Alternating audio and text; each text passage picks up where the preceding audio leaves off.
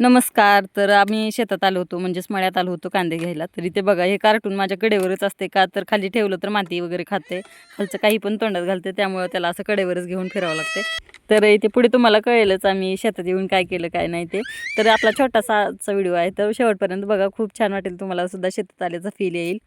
आणि व्हिडिओ आवडत असतील तर लाईक करा. चला आपण आता आज आलोय मळ्यात आणि काय चाललंय बघूया. कांदे वरचे कुठपर्यंत आलेत.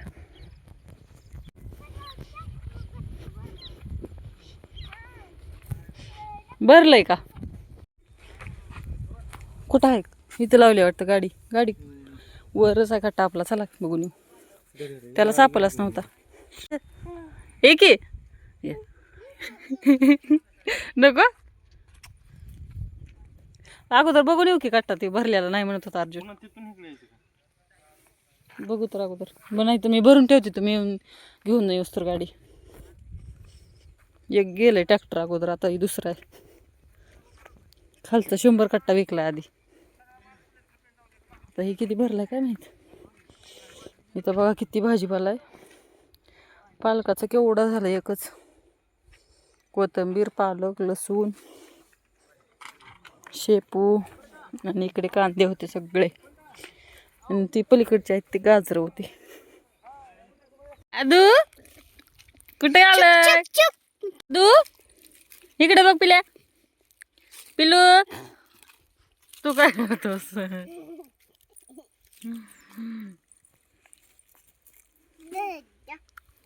गाजर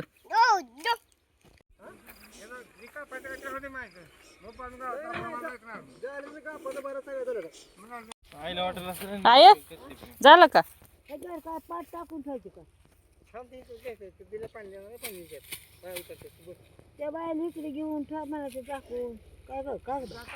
काय नाही, ती थोडं फाकडीच भरावं म्हणलं. इकडे बघ रव्यात. ये परू इकडं. परी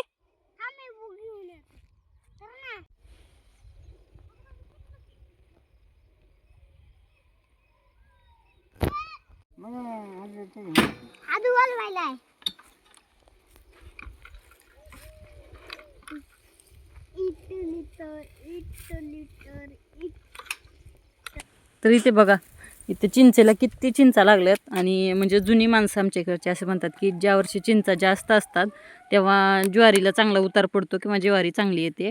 तर यावर्षी बहुतेक ज्वारीला जास्त उतार आहे आणि चांगली येणार आहे. काय की का तर चिंचा तुम्ही बघू शकता कसल्या छान आल्यात, गच्च भरले एकदम.